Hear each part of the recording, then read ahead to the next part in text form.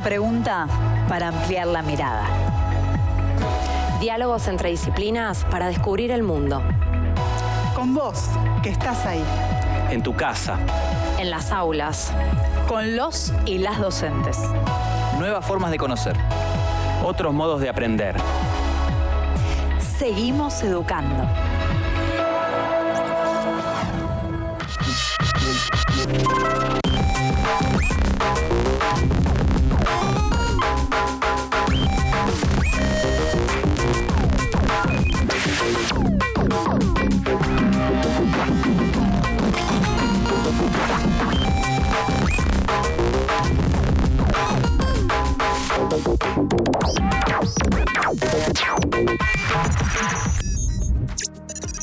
Hoy con Ana, profesora de Educación Sexual Integral, y Patricia, profesora de Historia, nos preguntamos, ¿familias eran las de antes?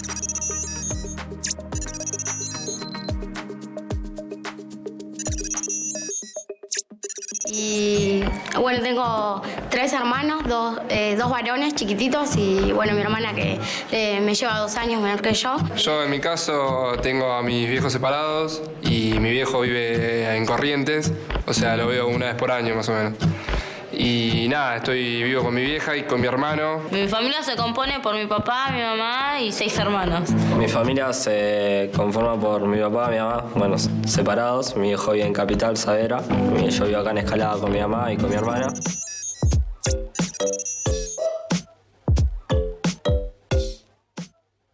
Las personas somos seres sociales que nos desarrollamos y crecemos en compañía de otras personas, a quienes necesitamos para vivir. En los primeros tiempos de vida, esta necesidad de ser sostenidas y sostenidos por personas significativas es esencial. Es la familia quien cumple ese rol de crianza y sostén de las personas. La familia es el primer ámbito social en el que cada uno y cada una de nosotras se desarrolla, porque es el espacio que nos proporciona alimento, abrigo, cuidados y las primeras enseñanzas. Si bien todas las familias tienen ese rol en común, sabemos que pueden diferenciarse entre sí por muchas cuestiones. Por ejemplo, hay familias que viven en ámbitos rurales y otras en ámbitos urbanos. Familias conformadas por muchas personas y otras por muy pocas. Familias de distintas clases sociales, familias conformadas por personas de distinto o el mismo género, familias ampliadas, familias monoparentales, entre otras.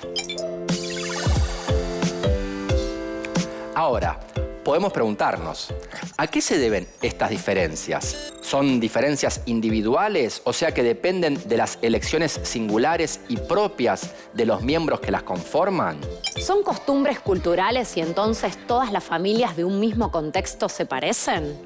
¿Por qué, por ejemplo, ahora existen familias conformadas por 2 varones contempladas por la ley y antes no? ¿No sentían las personas del mismo género deseo de formar familia décadas atrás?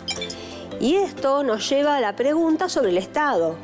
¿Tiene el Estado y las legislaciones vigentes en una sociedad algo que ver con el modo en el que una familia se constituye? Entonces nos preguntamos, ¿familias eran las de antes?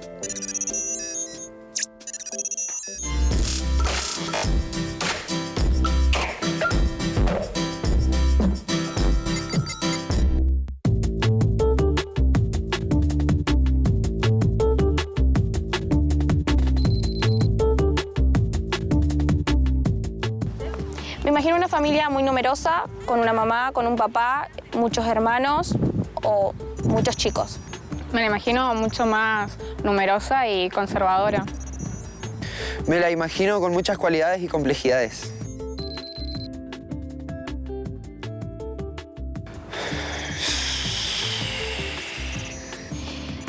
Yo creo que en muy pocas cosas, ya que las familias de antes eran no solamente más numerosas, sino que casi siempre era un mamá y un papá, y ahora eso cambió. Y yo creo que en el acompañamiento y en el cariño que siempre va a estar. Y más en el amor.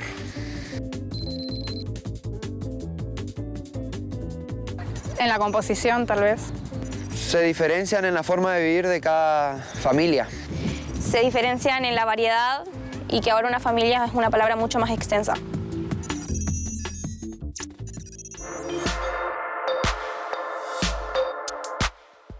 El deseo de una pareja puede ser constitutivo de una familia, como lo puede ser la decisión personal de un individuo de unirse con otra u otro para tener o criar hijos, convivir, compartir salario y proyectos. Cada familia tiene características propias, deseos e intereses singulares de los miembros que la componen. Se arma a partir de decisiones y deseos particulares de esas personas. Hay deseo y también, Andy, hay condicionantes del entorno social, político y económico que se ven expresados en esas configuraciones y que hacen que las familias de determinada época y determinado lugar se parezcan entre sí. Me pregunto, Ana, si el rol del Estado, los derechos que garantiza o los que obstaculiza, puede ser muy determinante del tipo de familias de una época. Influye muchísimo porque la familia es una institución social anclada en necesidades humanas universales de base biológica como la sexualidad, la reproducción y la subsistencia cotidiana. En ella se satisfacen necesidades humanas de distinto tipo, como la alimentación, el abrigo, el apoyo emocional y psíquico que necesitamos las personas al crecer. Pero la manera en que esta función es llevada a cabo no es una decisión solamente personal. Las legislaciones vigentes y el contexto las determinan. Claro, las personas mayores en cada familia funcionan como vínculos de sostén y afecto importantísimos para niños y niñas. En cada una de las familias, sus miembros comparten un espacio social definido por relaciones de parentesco, de pareja y por relaciones de maternidad y o paternidad con sus hijas e hijos. Se trata de una organización social con relaciones de producción, reproducción y distribución y con su propia estructura de poder de fuertes componentes ideológicos y afectivos. Además, existen en las familias tareas e intereses colectivos, pero sus miembros también tienen intereses propios diferenciados, que se ubican de forma particular en los procesos de producción y reproducción y en el sistema de relaciones de género vigente. Y esto es así porque en la vida cotidiana, las relaciones familiares constituyen el criterio básico para la formación de hogares y para el desempeño de las tareas ligadas a la reproducción biológica y social. En el paradigma occidental moderno, la expectativa social es que los vínculos familiares estén basados en el afecto y el cuidado mutuo, aunque también se incorporan consideraciones instrumentales, estratégicas y basadas en intereses tanto en el corto plazo de la vida cotidiana como en una perspectiva intergeneracional de más largo plazo. Ahora veamos cómo todo esto se materializa en las configuraciones familiares características de algunos periodos en nuestro país. El país emergió como nación independiente durante la primera mitad del siglo XIX, luego de 2 siglos de colonización española. Contaba con escasa población indígena, diezmada durante la colonia y durante la última parte del siglo XIX, como parte de una política orientada a conquistar el desierto y establecer la soberanía del Estado sobre el territorio. En esa época, las élites liberales gobernantes definieron el país como un lugar vacío, incentivando la inmigración europea de acuerdo con una línea interpretativa e ideológica que contrastaba la barbarie personificada por las comunidades indígenas y la civilización traída por los inmigrantes europeos. Al fomentar la inmigración desde Europa, la población del país aumentó considerablemente durante la última parte del siglo XIX y comienzos del siglo XX. En 1869, fecha del primer censo nacional, la población del país era de 1,7 millones y para 1914 había 7,8 millones de personas. Según datos del censo de ese año, el 30% de la población había nacido en el extranjero. En ese momento nos encontramos con la hegemonía del modelo de familia ampliada, con muchos miembros y varias generaciones conviviendo en un mismo espacio u hogar, con una organización patriarcal donde el hombre era el principal sostén, sentado en la cabecera de la mesa, y la mujer encargada únicamente de las tareas domésticas y la crianza de las y los hijos, que eran muchos. También estaban a cargo ellas mismas de hermanos mayores y de las personas más grandes de la familia, porque todos solían compartir el mismo hogar. Las élites del siglo XIX vieron en la inmigración europea la manera de resolver el déficit poblacional del país. La nueva perspectiva era claramente pronatalista y hacía un llamado a políticas sociales activas que promovieran familias más grandes. Esto se ve también fortalecido por el poco o nulo acceso a políticas y mecanismos anticonceptivos en un país con fuerte predominio en esa época de la religión y moral católica. El bajo nivel educativo de la población también influye en esta cuestión. Pensemos que la escuela pública argentina estaba recién conformándose. El tipo de hogar se ve también afectado por las políticas públicas de habitación y vivienda.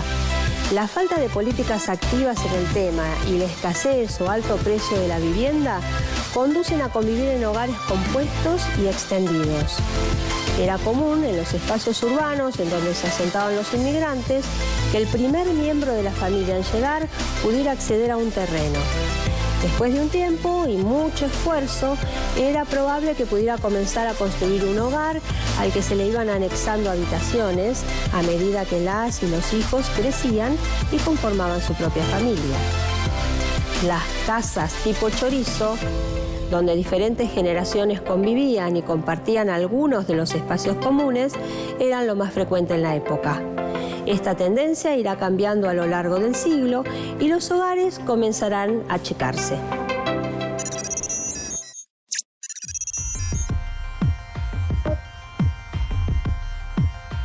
La familia nunca es una institución aislada, sino que es parte orgánica de procesos sociales más amplios que incluyen las dimensiones productivas y reproductivas de las sociedades, los patrones culturales y los sistemas políticos. Los hogares y las organizaciones familiares están ligadas al mercado de trabajo y a la organización de redes sociales, por lo que procesos tales como el cambio en las tasas de fecundidad y de divorcio o los procesos de envejecimiento son en realidad parte de tendencias históricas, sociales y culturales más vastas. Como institución social básica, la familia no puede estar ajena a valores culturales y a procesos políticos de cada momento o periodo histórico. La legislación sobre la separación, el divorcio y la formación de nuevas uniones, así como la provisión de anticonceptivos, la educación sexual en las instituciones escolares y los derechos de las madres en relación con sus hijos, fueron decisiones políticas y sociales que influyeron en la modificación de la conformación familiar y en algunos casos formalizaron acciones que ocurrían de hecho. También debemos señalar que estos cambios muchas veces se dan primero en las prácticas sociales y por las luchas de determinados colectivos y grupos sociales se transforman luego en legislaciones que habilitan derechos para la población. Por ejemplo, podemos pensar en relación al casamiento y los derechos de las mujeres. El casamiento civil fue introducido en el año 1888.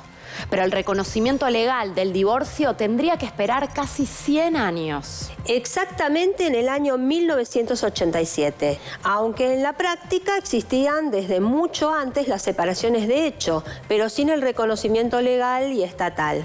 Esa informalidad afectaba principalmente a las mujeres porque no les reconocían ningún derecho. Tenemos que decir también que los principios patriarcales fueron establecidos claramente en distintas leyes. Por ejemplo, las mujeres estaban sujetas a las decisiones de sus maridos en muchas áreas de su vida y el padre tenía derechos legales sobre sus hijos. La patria potestad solo se modificó recién en el año 1985, estableciendo derechos paternos y maternos compartidos. Además, en el año 1985 fue sancionada la igualdad de derechos entre los hijos de parejas casadas e hijos extramatrimoniales. Y finalmente, con la reforma de la Constitución de 1994, los tratados internacionales entraron a formar parte del texto constitucional, reconociendo de esta forma los derechos humanos básicos, los derechos de los niños y la denuncia de toda clase de discriminación contra las mujeres.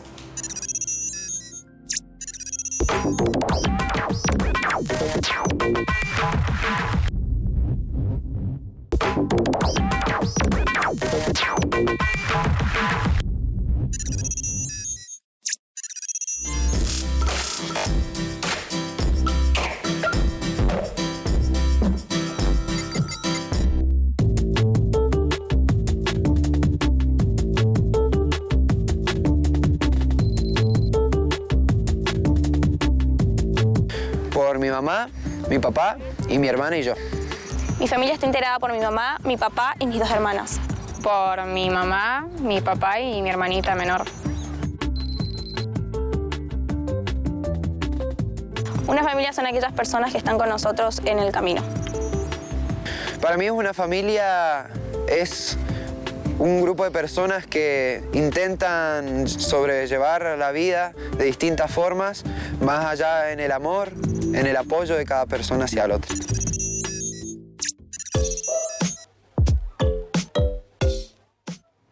Ya vimos cómo se conformaba a finales del siglo XX la familia extendida del conventillo. Ahora vamos a analizar los tipos de familias más tradicionales de los años 30, 40 y las nuevas conformaciones que se dan a partir de la década del 60 y el 70. A partir de 1940 y durante algunas décadas en Argentina, existió un modelo de Estado benefactor que alcanzó su máxima expresión durante los periodos peronistas. Este modelo implicó la participación del Estado en la economía con el fomento de la industria, el consumo interno y los derechos sociales, mientras que en los periodos de golpes cívico-militares no se sostuvieron esas políticas. Durante su gestión, los trabajadores alcanzaron mayor grado de participación en el PBI, tuvieron acceso a consumos que hasta el momento solo correspondían a la clase alta, como la posibilidad de comprar electrodomésticos, disfrutar de vacaciones o acceder a créditos para la vivienda. Estas políticas públicas estaban destinadas principalmente a las familias de la clase trabajadora. Así, por ejemplo, los matrimonios con varios hijos pudieron acceder a complejos vacacionales o espacios de recreación y esparcimiento, también a servicios de salud y educación. La participación femenina en la fuerza de trabajo alcanzó su punto más bajo alrededor de 1950, para comenzar a aumentar desde entonces en forma paulatina y constante. Esto se puede pensar en relación con los buenos salarios que recibían los trabajadores, más los beneficios de seguridad social con los cuales un trabajador podía mantener a toda su familia. A la vez, el modelo de familia tradicional y patriarcal seguía vigente, acompañado de esa estructura económica que lo permitía. El modelo de la familia nuclear con un único proveedor masculino fue sin dudas el ideal de familia urbana durante la mayor parte del siglo XX. Los libros de texto escolares expresan esta imagen naturalizada de la vida familiar desde comienzos del siglo XX. Los libros de lectura mostraban niñas jugando al rol de madres con sus muñecas, mientras que los varones jugaban a tener trabajos con sus camiones y herramientas. Las madres limpiaban y hacían la comida, mientras que los padres trabajaban y regresaban a sus hogares de noche. En las décadas siguientes, el tamaño de las familias se fue reduciendo de a poco, vinculado con diversos factores, como el acceso de la mujer a estudios superiores, que ampliaron su marco laboral y de desarrollo. También influyó el control de la natalidad, que a partir del surgimiento de la píldora anticonceptiva empezó a ser una realidad para algunas mujeres y familias, especialmente de los sectores de clase alta. Durante la década del 70, si bien la comercialización de dispositivos anticonceptivos fue creciendo, no fue una política de Estado. Al contrario, por momentos se disminuyeron o cancelaron las actividades de salud pública destinadas al control de la fecundidad, tanto la provisión de información como de dispositivos anticonceptivos gratuitos. Esta política tuvo un claro efecto en términos de estratificación social. La posibilidad de controlar la natalidad a través de la anticoncepción e incluso de interrumpir voluntariamente el embarazo era un derecho reservado únicamente a quienes podían pagarlo. Es así como aumentaron los casos de interrupción de embarazos no deseados a través de abortos clandestinos, con consecuencias sobre la salud y la vida de las mujeres que no podían acceder a ese derecho. La postura contraria a implementar políticas de control de la fecundidad fue sostenida por la dictadura cívico-militar que gobernó el país entre 1976 y 1983. Recién, a partir de este último año, con el triunfo de la democracia y la creciente conquista de derechos políticos y civiles, emergen y se reconfiguran nuevos modelos de familia. A finales del siglo XX podemos observar que las legislaciones como la ley de divorcio, patria potestad y las condiciones económicas nacionales se unen para crear nuevos paradigmas en las conformaciones familiares. En 1987, la ley de divorcio, que fue sancionada pese a resistencias importantes de algunos sectores sociales, marca un cambio en las configuraciones familiares de nuestro país. A raíz de este hecho, muchas mujeres que habían estado dedicadas a las tareas hogareñas y de cuidado de los hijos e hijas, ingresan al mercado laboral cuando se convierten en jefas de los nuevos hogares que se van armando. Este proceso de inclusión de las mujeres en el mundo del trabajo se afianza en la década siguiente, en los años 90, cuando los índices de pobreza y desocupación van creciendo en la población y aún en las familias encabezadas por una pareja son necesarios los dos ingresos para poder sobrevivir. Como resultado de la reestructuración económica neoliberal, el desempleo, el subempleo y la pobreza impactaron fuertemente en la población, tanto a mujeres como a hombres. En consecuencia, buena parte del incremento en la oferta de mano de obra femenina durante los años 80 y 90 no refleja una respuesta a nuevas oportunidades, sino una conducta de adaptación para enfrentar el ajuste y la crisis. El incremento de la participación de las mujeres en la fuerza de trabajo no fue solamente de mujeres jóvenes y solteras con alta educación, como vimos en la década del 60, o una vuelta al mercado de trabajo de mujeres viudas o separadas de mayor edad. También aumentaron los índices de participación de las mujeres casadas e incluso con hijos pequeños de todos los niveles educacionales. En ese contexto de deterioro y crisis económica, las mujeres pueden transformarse en el único o principal sostén económico de los hogares pobres o pueden entrar al mercado de trabajo para suplir los ingresos perdidos o deteriorados de los trabajadores hombres.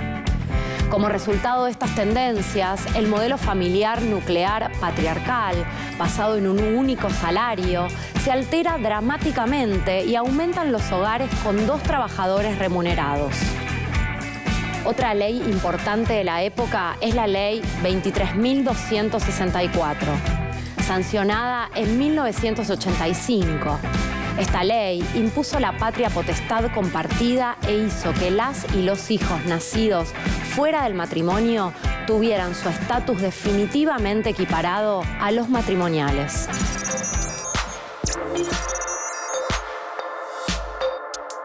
En julio de 2010, Argentina se convirtió en el primer país de América Latina en reconocer el derecho a matrimonio entre personas del mismo sexo a nivel nacional, y así se reconoció la existencia de nuevos tipos de familia. El artículo 2 de la Ley 26.618 de Matrimonio Civil, conocida como la Ley de Matrimonio Igualitario, establece que el matrimonio tendrá los mismos requisitos y efectos con independencia de que los contrayentes sean del mismo o de diferente sexo.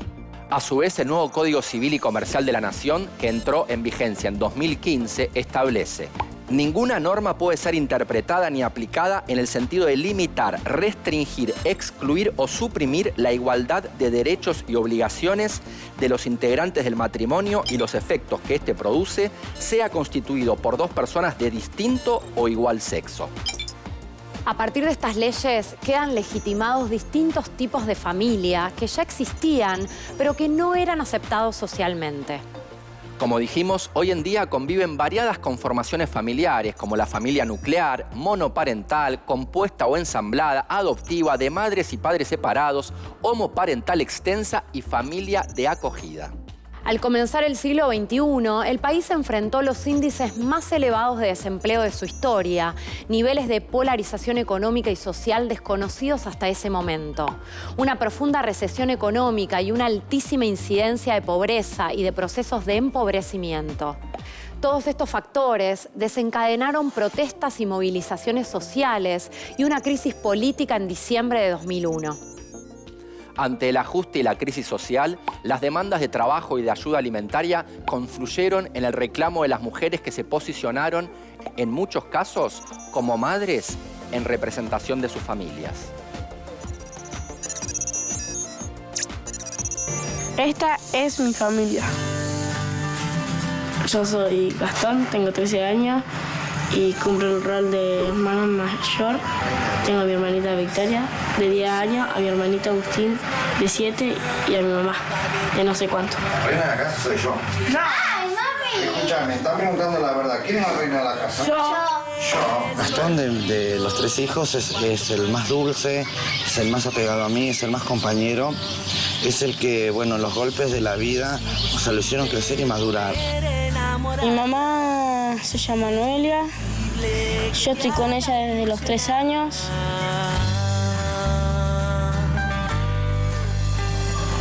Mi mamá es algo común que se ve por todos lados, pero ella no es como las otras chicas.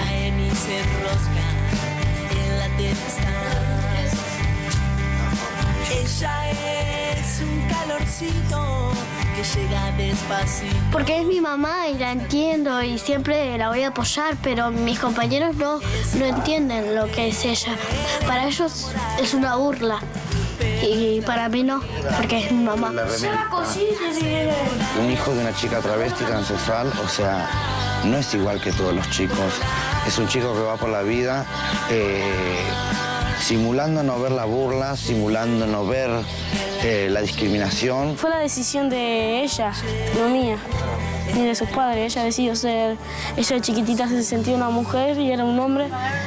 Entonces los padres le dieron el permiso de que ella se haga mujer y ahí está.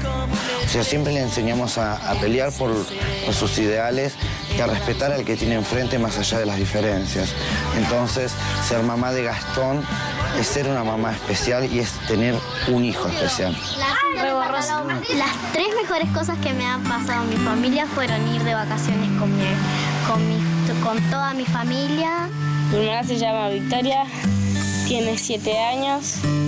Que lo encontraron a mi hermano y que mi mamá esté sana. Una hermana sincera, carácter más o menos. Y Susana Jiménez, y queríamos saber a qué... ¿Qué me estás haciendo? ¡Me estás matando! ¡No tengo 50 años! Ella como vos está en las buenas y en las malas. Te acompaña a todos lados. ¿Te puedo hacer una pregunta? Ay, la que quieras. ¿Por qué? ¿Vos lo querés a tu hermano? ¿Querés que sea sincero? Sí. Sí, pero no. Mi hermano se llama Agustín, tiene 7 años. Y es de carácter bravo. 3 buenos. Que mi mamá me ame por siempre, que nunca me abandone.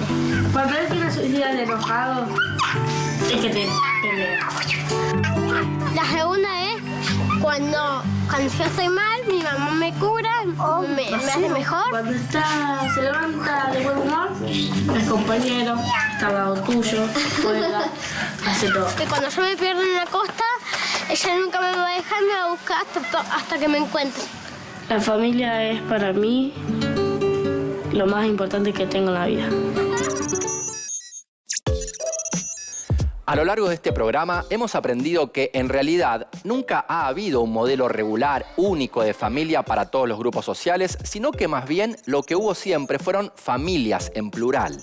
Vimos que hay diferentes conformaciones familiares y recorrimos las más comunes en nuestro país en 4 momentos distintos del siglo XX.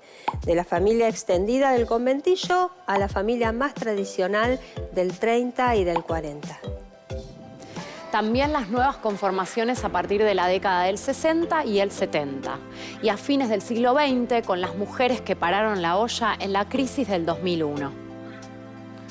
Hay una pluralidad de elementos que constituyen a la familia y que determinan el modo en el que una familia se conforma.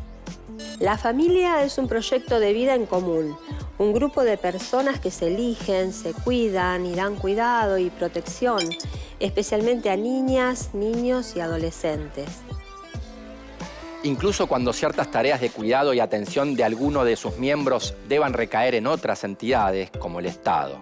Es también el Estado quien debe garantizar que no se estigmaticen los distintos tipos de familia. La familia es una construcción social. O sea que no es algo dado por la biología y su conformación depende de múltiples factores. Hay familias formadas por un padre, una madre y sus hijas e hijos, familias monoparentales, extensas ensambladas, formadas por 2 padres o por 2 madres, familias de madres y padres separados, entre otras. Lo que no puede faltar en una familia, cualquiera sea su conformación, es el afecto.